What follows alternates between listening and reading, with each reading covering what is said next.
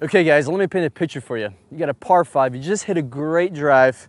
Now you got a perfect distance where you can hit this fairway wood on and two, give yourself a chance at eagle and birdie at the worst. So you're really excited, you step up to it, now you're ready to pull the trigger, knock it on the green.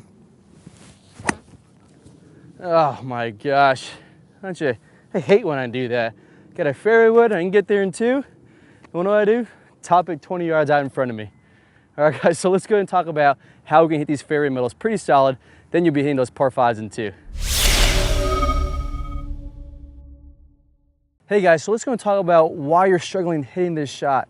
You're told by guys on TV, pros out there, because these tour players are hitting it pretty high and landing it soft on those greens with these fairway woods. And if you go ahead and go try to hit it high like that, you're really going to struggle. And what's going on is when you try to hit it high, you're hanging back on this backside.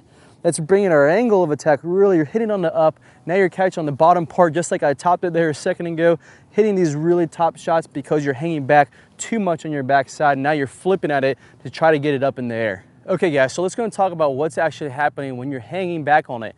So this club head, as it approaches the golf ball, so now you're swinging, you're hanging back on it. That club head now is gonna start swinging more on an upward angle. So now as you can see right here, as this club head is approaching the golf ball, you can see even at the best chance of hitting it somewhat solid, it's gonna catch it pretty low in the face.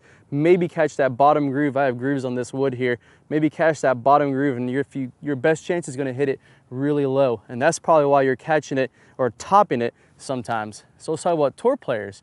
Tour players are actually hitting it on a slight downward angle. TrackMan numbers show that the average amount of angle of attack with a 3-wood is actually negative 2.9. So you can see when that club head now is coming in at a more downward angle, these guys are hitting slightly down on it, and at impact, they're allowing the loft of this wood to hit it high, plus a little bit of speed. So I got a good drill here I'm gonna show you that's on top about how we can hit slightly down on it and get away from hanging back so you don't have to top it anymore. Okay, so let's go and put it to the test. I'm gonna hit one that I'm really gonna hang back on it, catch it more on the up, and one I'm gonna hit slightly more down on it and try to catch it a little bit more solid. So now I'm gonna have this line that's gonna be coming up from my ankle pretty straight on, and you'll notice at impact on this bad shot, I'm gonna be way behind it. A lot of weight's gonna be my right side. So let's see if I can pull that off.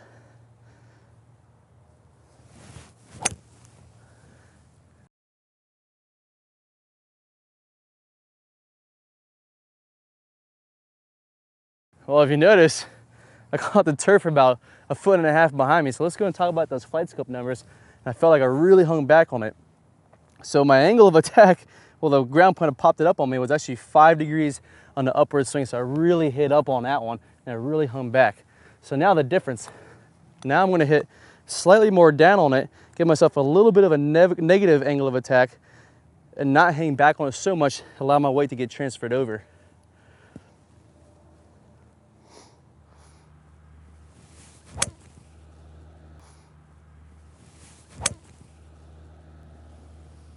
All right, hit that one pretty good. So let's go talk about those numbers there.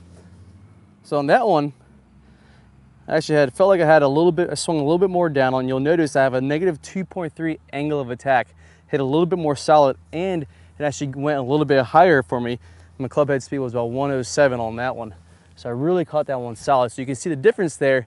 Instead of hanging back on it, how much the difference in the angle of attack there was.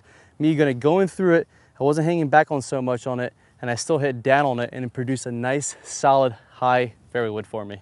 Okay, so let's go and get into the drill. What we're actually gonna do is hit these I have a 3-wood. We're gonna hit these woods just on our left foot only. We want that to be just in line with our inside part of our left foot. We're gonna take some swings, just hitting it, the soft swings, nothing crazy. Try to stay on balance. And what this is actually gonna do and accomplish is gonna allow you to hit slightly more down on it. So you can see that if I'm hanging back here on my left foot, and I try to help it up in the air, just not allowing to hang back on, but just help it up, you'll notice that I'm probably gonna top it. So if I hang back on it too, or try to hang back on it, you notice that I really can't because I have no leg there to support myself. So this drill is really good to really help you hit a little bit more down on these woods and come in at an angle that's somewhere around the pros, about -3 degrees at a downward angle at the ball. Okay guys, so you're gonna do this drill, several times out there in the range. Like I said, Try not to swing too hard on it. Just give yourself enough time to hit it kind of solid. That's barely going 100 yards. And when you get comfortable with it, just go and take some full swings, enough to really start hitting it pretty solid. And you'll notice that you're going to hit it a little bit higher by focusing on hitting it slightly more down on it. All right, guys, so good luck working on it. Have fun working on hitting these 3 woods pretty solid. Your wood's really solid, and hopefully they get a little bit higher for you. Good luck, have fun, and play well, guys. Hey guys, I hope you really enjoyed that video, how to hit these fairway woods pretty solid. One thing I mentioned in there is how we can get a little bit higher with some speed. So how we can create a little bit more speed in our swing. So this previous game played in a second is on top about the power turn, how we can generate some more speed just by getting a more full turn. If you click on the iCard, it's going to take you to the full version of that video, plus 5 free bonus videos that we have there on our site.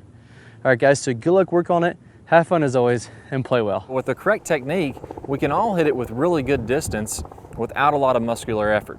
And it all starts out, the very first thing you have to do is get a good powerful turn to load up the body. And it's not only in golf, but in all sports we have to rotate the body at least 90 degrees with the shoulders as you swing to the top. Preferably, we can go even a little bit past 90 to really get loaded up.